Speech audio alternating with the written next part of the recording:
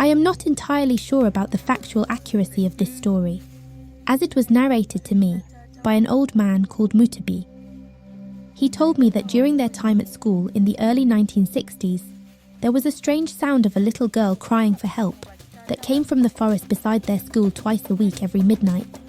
This sound lured brave and curious students into the forest, intending to help the little girl crying in the dark. One early morning, students woke up in their dormitory and discovered that one of them was missing. They began searching for him. The search was intensive, but he was nowhere to be found within the school premises. The head teacher at the time informed the police about the missing student and ordered the school security men to search for him outside the school, in the nearby town and forest. He also instructed the rest of the students who were engaged in the search to prepare for their class lessons. While the students were in class, a bell was rung, calling all of them to the assembly hall for an announcement.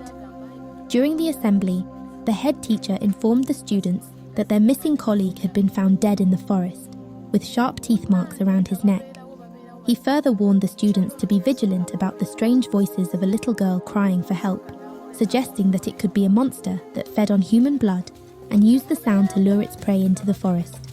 The head teacher issued a strict warning that no one should go outside the school during nighttime.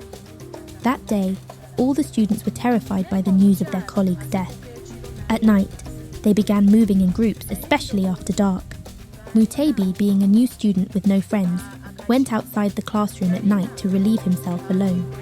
While he was urinating, he saw something pass swiftly through the reflection of the bulb light.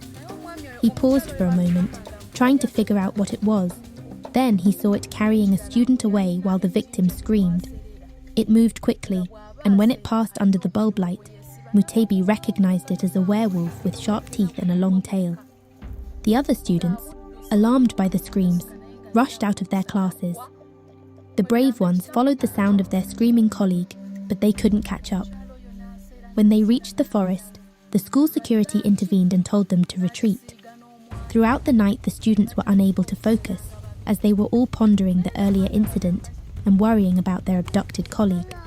The next day, a search was conducted, and it was later announced that the student had been found dead in the forest.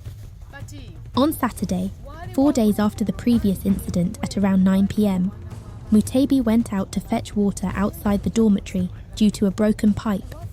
On his way back, he saw the same werewolf monster heading toward the dormitory occupied by Senior 1 students. Mutebi quietly followed it to the dormitory, where the werewolf picked up a sleeping student and walked straight into the bush. Mutebi, out of fear for his life, did not enter the bush. Instead, he stood by the school fence watching the monster. About 30 minutes later, Mutebi saw one of the teachers walking out from the direction where the monster had gone. When their eyes met, the teacher ran back into the forest.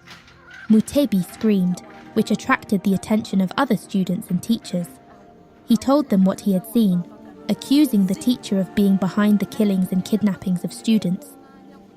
Later, it was revealed that the teacher Mutebi had identified was actually missing.